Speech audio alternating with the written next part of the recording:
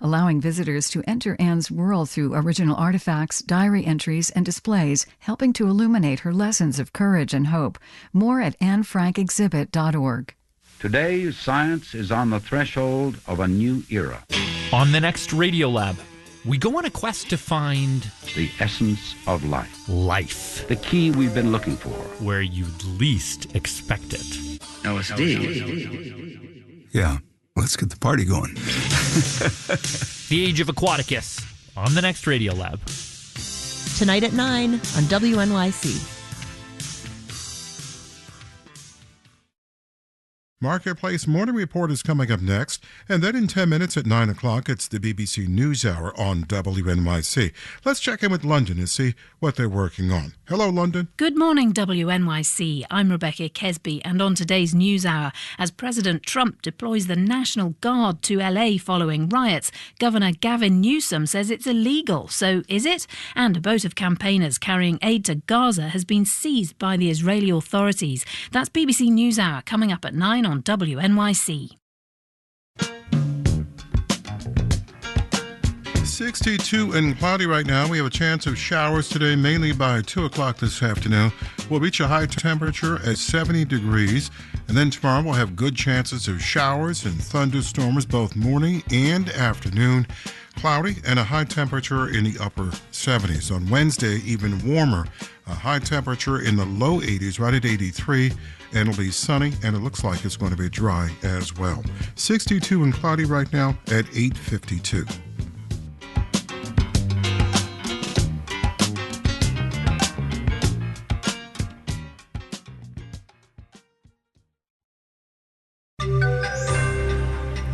Is owning your house no mortgage, debt-free during retirement becoming a rare luxury?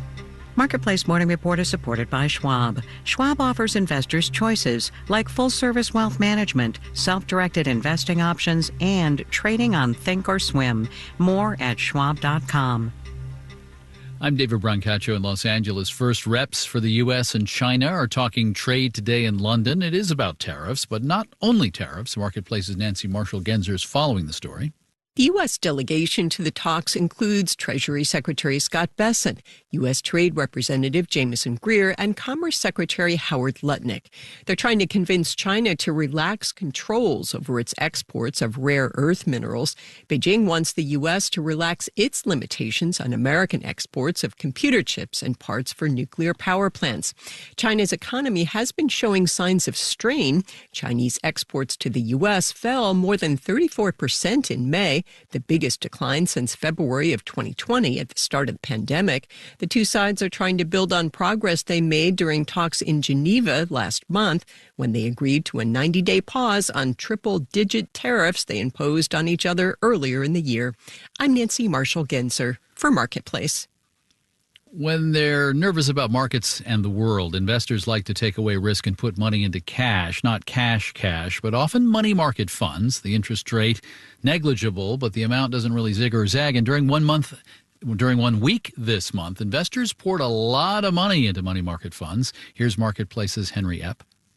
Money market funds typically invest in short-term securities, federal and municipal bonds mostly, in some cases corporate bonds too. Those are investments that are considered low risk. And right now they get a pretty good return, says Stephen Blitz, chief economist at TS Lombard. If you put in a money fund and you earn between 4 and 4.5%, that's good money against inflation. It's a real return. And so it's attractive to people. Especially at a time when other investments have been swinging around a lot. But even though stocks have risen in the past month, a lot of investors are feeling cautious, says Sandy Brager with the wealth management firm Aspirient. The news cycle changes so much, and so I think there's more emotion in investors' minds, and there's more uncertainty about what to do. And I think that's paralyzing a lot of people. And it's pushing many of them towards safety, like money market funds. But those might not be the right choice for everyone, Brager says. They make more sense for older investors who are nearing retirement and don't have as much time to take risks with their money. I'm Henry Epp for Marketplace. And a corporate version of what the biologists call meiosis. Warner Brothers Discovery said this morning it's going to divide. The streaming and studios division will be HBO Max and Warner Brothers Motion Pictures. The other piece will run cable TV style properties, CNN, Animal Planet, TNT Sports.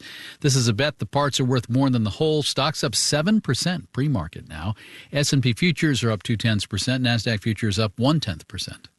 Marketplace Morning Report is supported by Progressive Insurance. Progressive is currently looking for individuals in a variety of career fields who are interested in building a career and joining an inclusive and unique culture. More information, including application, at progressive.com/careers. Mortgages make up about 70% of household debt. We're told to pay off that debt before retiring, but over 3 decades, data show more people are still paying their home loans after retirement, and what is owed has increased dramatically. This is an economic insecurity story. Marketplace's senior economics contributor Chris Farrell has more. For homeowners, the dream of getting rid of the mortgage and saying goodbye to colleagues for the last time were once closely linked. The bond is best captured by the image of mortgage burning parties, popular in the 50s and 60s.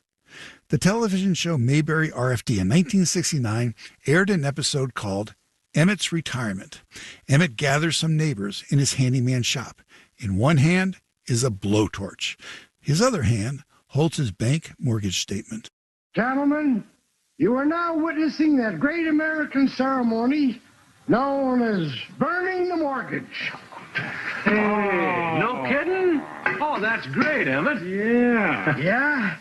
That little old house is now all free and clear. Emmett tells his friends he can now retire and go fishing. Mortgage burning parties are something of a relic. Over the past 3 decades, the share of homeowners ages 65 to 79 with a mortgage rose from 24% to 41%, while median mortgage debt surged by 400%. That's according to the Joint Center for Housing Studies at Harvard University. Among homeowners 80 years and older, the numbers are even more dramatic. The share with mortgages jumped from 3% to 31%, and median mortgage debt increased by 750%. For a lot of people, I think this isn't a choice. It isn't a financial strategy. It's more of a reality. Jennifer Malinsky is director of the Housing and Aging Society program at Harvard's Housing Center. Her insight is echoed by Lena Zhu, research analyst at the Urban Institute. For wealthier homeowners, maybe carrying a mortgage debt might be a strategic choice, but for many, most of the senior or older adults who are living on fixed incomes, it's not a strategy, it's a necessity. So the stress of housing debt in retirement is real and growing. The number of so-called cost-burdened older adults is at an all-time high. That means they are spending 30% or more of their income on housing, utilities, taxes, and insurance. Jennifer Malinsky. 97% of older owners with mortgages who are lower income have an income under $25,000 are cost burdened, meaning they're paying more than 30% of their income for housing. Older cost-burdened homeowners are at financial risk. Amelie Zinn of the Urban Institute says they're vulnerable to unexpected expenses. There could be a health shock. There could be an issue with their home, especially, as they're living in homes that maybe they haven't renovated in a while, or they've been in that home for, 30 years or so, or 25 years paying off that mortgage. And they're going to need to, cover a roof repair, fix a, AC unit. There could be a flood or a storm, especially with, increased climate change and severe climate catastrophes and events. The mortgage debt story mirrors the broader trend toward more older adults entering retirement in debt. Debt repayments can hike financial stress and vulnerability, especially for those of modest means. The struggle to cover debts leaves them with less money for essentials like food, health, and home maintenance, let alone fun. I'm Chris Farrell from Marketplace. Our Buy Now, Pay Later project is in partnership with Next Avenue, a nonprofit news platform for older adults produced by Twin Cities PBS. In Los Angeles, I'm David Brancaccio. It's the Marketplace Morning Report. From APM, American Public Media.